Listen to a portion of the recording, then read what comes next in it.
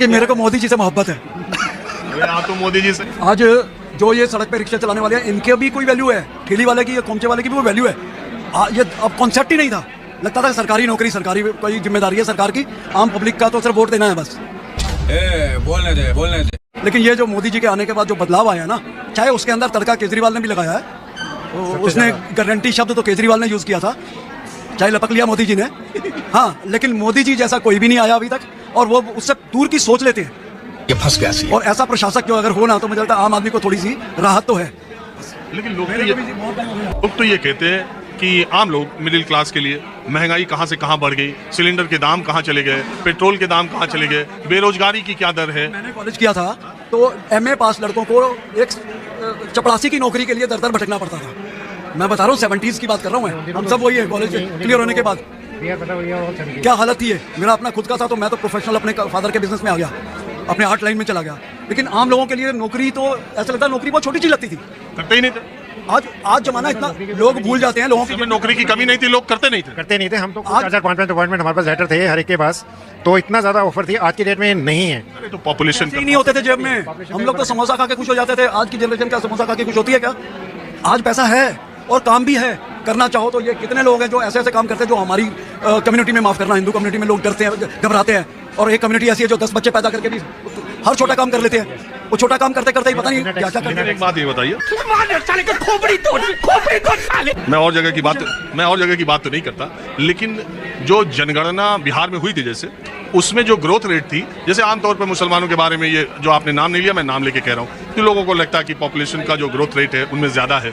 लेकिन जो आंकड़े आए बिहार के, उसमें कमोबेश जो दूसरी कम्युनिटीज या धर्म के लोग थे, उनका भी उसी के बराबर ही करीब सब तैयार हैं, हम तैयार हैं, वो उनको तैयार करो, हम तैयार हैं।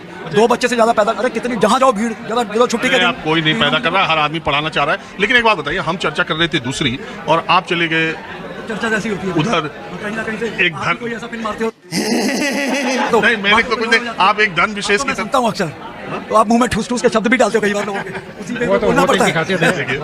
नहीं, देखिए मैंने तो कुछ नहीं, देखिए जो चीजें हकीकत है, जो हम आपको देखते हैं टीवी के अंदर में, बहुत अच्छा लगता है, क्योंकि आपका नॉलेज वाइज तो आप मतलब बहुत इतनी बड़ी है। बहुत शुक्रिया। सही पकड़े हैं कि मेरे को मोदी जी से मोहब्बत है। आप तो मोदी जी से क्या करीबी पहुंच गए हैं उम्र में। मैं तो जानता ही नहीं उनको, मेरा उनका कोई रिश्ता थोड़ी है नहीं, लेकिन आप तो उन्हीं की उम्र के हैं ना, क्योंकि मैं देश को ज्यादा ऊपर हमेशा रखा है शुरू से ही। देश पहले फिर धर्म, धर्म पहले देश बाद में होता है, तो वहीं गड़बड़ी शुरू हो जाती है बस। कैसे कैसे लोग रहते हैं यार यहाँ पर, सब क्या देखना पड़ रहा है। और अभी तो रुको, क्लाइमैक्स अभी बाकी। इसलिए चल रहा हूँ। आप करते क्या? मैं फैशन फोटोग्राफर रहा हूँ, मेरा नामी गिरामी फोटोग्राफर रहा हूँ मैं। अब मैं मस्ती की जिंदगी जीता हूँ अपनी। बहुत खुशी हुई आपसे मिलकर। कॉफी हाउस में गायक मिलते हैं। वहीं से आया हूँ, कल ही आया हूँ मैं। जी के आने से पहले रिटायर हो गए? नहीं, 2016 तक रिटायर की मैंने, 16 तक नौकरी की मैंने, उसके बाद में कंसल्टेंसी भी की। तो इतने सालों की नौकरी में केंद्र की कौन सी सरकार के कामकाज से आपको ज़्यादा ठीक लगा, सहूलियत लगी? सर एब्सोल्युटली मोदी सरकार की मैं सबसे ज़्यादा अच्छा लगा, वही जो कुछ कर रहे हैं मुझे अच्छा लग रहा है, और किसी सरकार से मुझे कोई वो नहीं है। जबकि सरकारों के कामकाज के बारे में आप? मैं उसके बारे में कुछ नहीं कह सकता, मुझे मोदी सरकार का काम ही पसंद है। मुझे लगता है कि अगली बार भी वो आएंगे तो और देश और आगे जाएगा।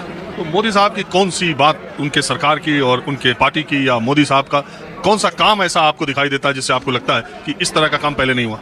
नहीं, उनका तो जैसे उन्होंने गरीबों का भी किया है, उनको गरीबों को अनाज भी दे रहे हैं, और हर चीज़ का भ्रष्टाचार भी पहले से कम हो गया है। मुझे तो ऐसे लगता है कि उनका काफ़ी, और सारे तबके गरीब भी लोग खुश हैं मोदी सरकार से। ये अनाज देके? अनाज देके, चाहे हमारे टैक्स पेयर के ऊपर थोड़ा बोझ बढ़ता है, लेकिन फिर भी काफ़ी लोग इससे प्रसन्न हैं। तो बहुत लोग कहते हैं ये अनाज दे के लोगों को बेकार कर रहे हैं। वो जो ज़्यादातर लोग जो अनाज ले रहे हैं वो बेच रहे हैं। तो कोरोना में लाए थे, कोरोना खत्म हो गया, 5 साल बढ़ा दिया, ये तो एक तरह से घूस दे रहे हैं, एक तरह से वो है, रेवड़ी है। नहीं, तो बात आपकी ठीक है, लेकिन किसी हद तक ये भी ठीक है कि जो कई लोग ऐसे हैं जिनको अभी तक खाने को नहीं मिल रहा।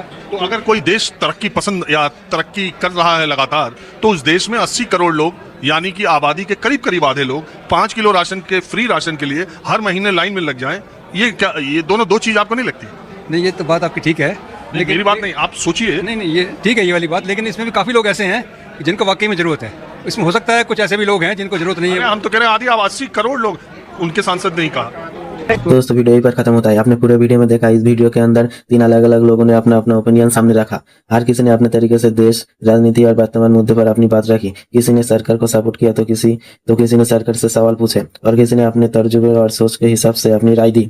अब सवाल ये है कि इन तीनों में से किसकी बात आपको सबसे ज्यादा सही लगी, किसका तर्क आपको सबसे ज्यादा मजबूत लगा, किसकी बात आपको ज्यादा भरोसेमंद लगी, किसकी बात से आप सहमत है और किसकी बात आपको गलत लगी, किसे सपोर्ट किया जाना चाहिए और किसकी बातों से आप सहमत नहीं है। आपने पूरा वीडियो देखने के बाद इन सब बातों पर जरूर सोचिए और अपना ओपिनियन कमेंट सेक्शन में लिखिए। पूरा वीडियो के ऊपर आप क्या राय है ये भी जरूर बताइए। इस समय पर सरकार का कौन से मुद्दे पर सबसे ज्यादा नजर देनी चाहिए, कौन से मुद्दे पर ज्यादा काम करने की जरूरत है, देश के लिए कौन से मुद्दे सबसे ज्यादा अहम है। आप इसके बारे में भी आपकी राय कमेंट सेक्शन में जरूर लिख सकते हैं। दोस्तों अगर वीडियो आपको पसंद आई तो लाइक और शेयर करना मत भूलिए। ऐसी ही और इंटरेस्टिंग वीडियो देखने के लिए हमारे चैनल को जरूर सब्सक्राइब कर लीजिए। मिलते हैं अगले वीडियो में।